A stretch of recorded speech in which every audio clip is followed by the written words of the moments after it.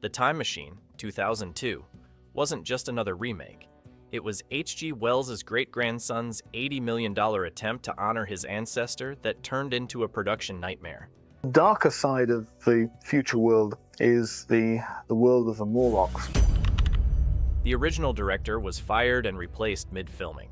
Orlando Bloom was cast, then cut from the entire movie, and the ending they released wasn't the ending anyone wanted. These are 16 facts about the remake that couldn't escape its own troubled timeline. Simon Wells directed because he's H.G. Wells' great-grandson director. Simon Wells was hired specifically because of his family connection to author H.G. Wells. Simon is H.G. Wells' great-grandson through his grandfather, Frank Wells. DreamWorks believed this genetic connection would bring authentic understanding of the source material. Simon had directed animated films including The Prince of Egypt, but never live-action features. The studio took a significant risk on his inexperience. Simon felt enormous pressure to honor his great-grandfather's legacy. He studied family archives and H.G. Wells' personal papers extensively. The weight of expectation became crushing during production. Simon later admitted he felt his great-grandfather looking over his shoulder constantly. The original director, Simon Wells, suffered nervous breakdown and was replaced mid-production. Simon Wells collapsed from exhaustion 6 months into filming. He was hospitalized for severe physical and mental breakdown. Doctors diagnosed him with extreme stress-induced illness. Wells had been working 18-hour days trying to manage the massive production. The pressure of the family legacy combined with studio demands destroyed his health. He was unable to continue directing. DreamWorks made the unprecedented decision to replace him mid-production. Gore Verbinski, who directed The Mexican, was hired to complete filming. Verbinski took over with approximately 40% of the film already shot. He had to match Wells' existing footage while finishing the story. The transition created tonal inconsistencies visible in the final film. Wells recovered physically, but was devastated professionally. Being removed from his great-grandfather's story haunted him for years afterward. Guy Pearce was cast only after Brad Pitt and Tom Cruise rejected the role. The role of Alexander Hartigan was offered to multiple A-list stars before Guy Pearce accepted it. Brad Pitt rejected it to focus on other projects. Tom Cruise passed without explanation. Several other major actors declined. Studios wanted a bankable star for the $80 million production. Guy Pearce was considered too unknown for such an expensive film. However, after numerous rejections, DreamWorks settled on Pearce. He'd impressed critics in Memento and LA Confidential. Pearce accepted enthusiastically, viewing it as his potential breakthrough to leading man status. The studio remained nervous about his box office appeal. Their concerns proved justified when the film underperformed. Pearce later admitted he wasn't famous enough to carry a blockbuster. The role didn't launch him to stardom as hoped.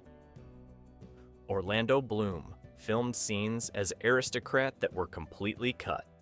Orlando Bloom was cast as a Victorian aristocrat friend of Alexander Hartigan. He filmed multiple scenes during the first weeks of production under Simon Wells' direction. When Gore Verbinski took over, he watched the existing footage and decided Bloom's character was unnecessary. Verbinski cut the entire subplot. Every scene featuring Bloom was removed from the final film. Bloom had spent 3 weeks filming material that vanished completely. He received full payment but zero screen time. This occurred just as Bloom was becoming famous from The Lord of the Rings. DreamWorks later regretted cutting him when his star power exploded. Bloom's deleted scenes have never been released. Only production stills prove he was ever involved. His complete removal remains one of the film's mysteries. Jeremy Irons replaced another actor who quit after director change.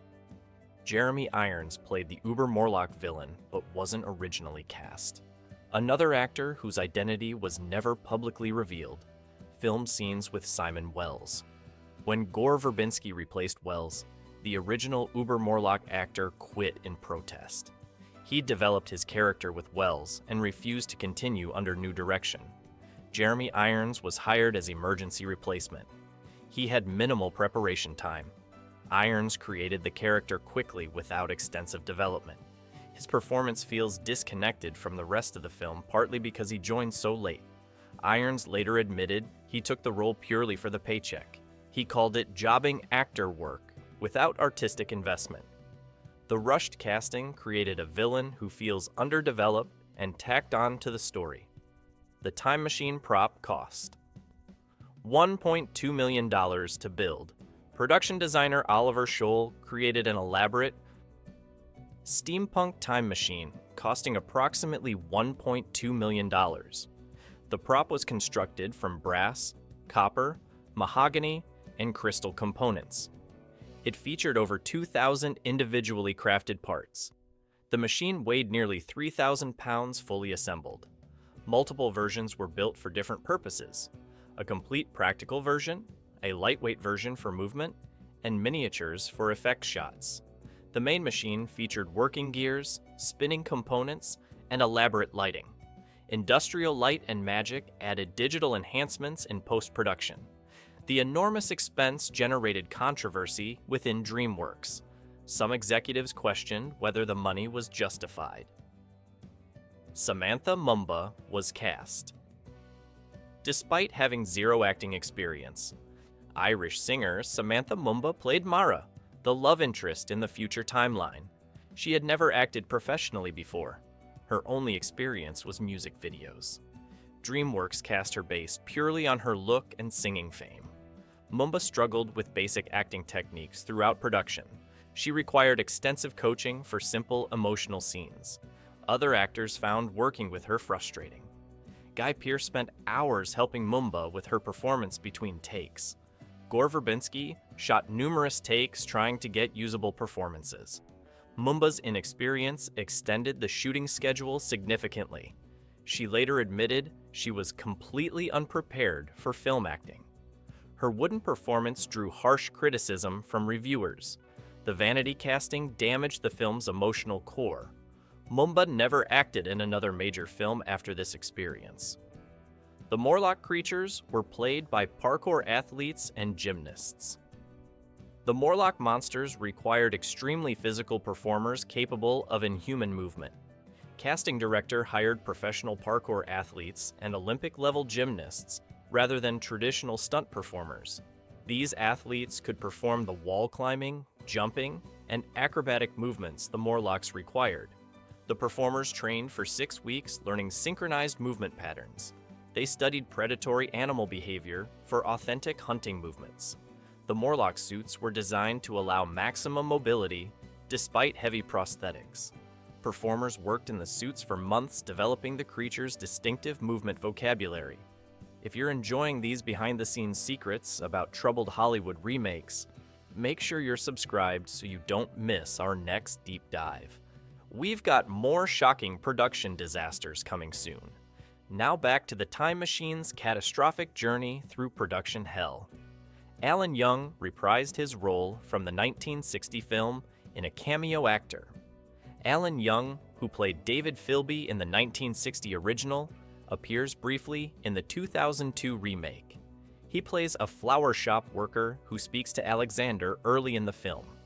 The cameo was Simon Wells' idea to honor the previous adaptation. Young was 73 years old when filming his scene. He'd retired from acting years earlier, but agreed to appear as a favor. Young's brief appearance created continuity between both film versions. He was the only actor from the original to participate in the remake. Young found the experience emotional and bittersweet.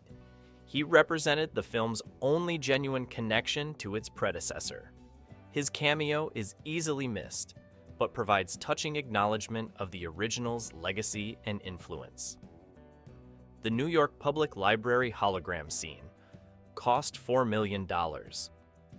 The sequence featuring the photonic AI librarian Vox, played by Orlando Jones, required cutting-edge digital effects. Creating the holographic character cost approximately $4 million, 5% of the total budget. The scene was filmed with Jones performing against green screen. Industrial Light and Magic spent months creating the holographic effect showing Vox flickering and glitching. The library set was constructed at enormous expense, then destroyed during the Morlock attack. The entire sequence consumed disproportionate resources. Some executives questioned whether the expensive scene justified its brief screen time. The film's climax was completely rewritten. During post-production, Gore Verbinski's filmed ending tested poorly with audiences. Test screenings showed viewers found the conclusion unsatisfying and confusing. DreamWorks ordered extensive reshoots months after principal photography wrapped. The entire climax was reconceived and refilmed. Guy Pearce and other actors were recalled for additional photography. The new ending cost approximately $8 million to produce. The reshoots extended post-production by 4 months. The revised conclusion showed the time machine's destruction, creating a temporal paradox that defeats the Morlocks. This replaced the original ending, where Alexander manually fought the Uber Morlock. The expensive reshoots pushed the budget beyond projections significantly. Mark Addy's character. Subplot was almost entirely cut in editing. British actor Mark Addy played David Philby, Alexander's best friend. His character had a substantial subplot in the original script involving his own family and personal struggles. Gore Verbinski cut most of Addy's scenes during editing to reduce runtime. The theatrical version shows Philby briefly in early scenes, then he disappears almost entirely. Addy filmed approximately 3 weeks of material. Less than 10 minutes survived Final Cut. He was disappointed that his character's development was eliminated. The cuts made Philby seem like an unimportant background character rather than Alexander's closest friend. Addy later said the role promised more than it delivered. Klaus Baddelt's score was composed in only 3 weeks. Under extreme pressure, composer Klaus Baddelt received the assignment only 3 weeks before the film's locked release date. The previous composer had been fired after delivering unsatisfactory work. Baddelt had to compose and record the complete score in 21 days. He worked virtually without sleep, composing around the clock.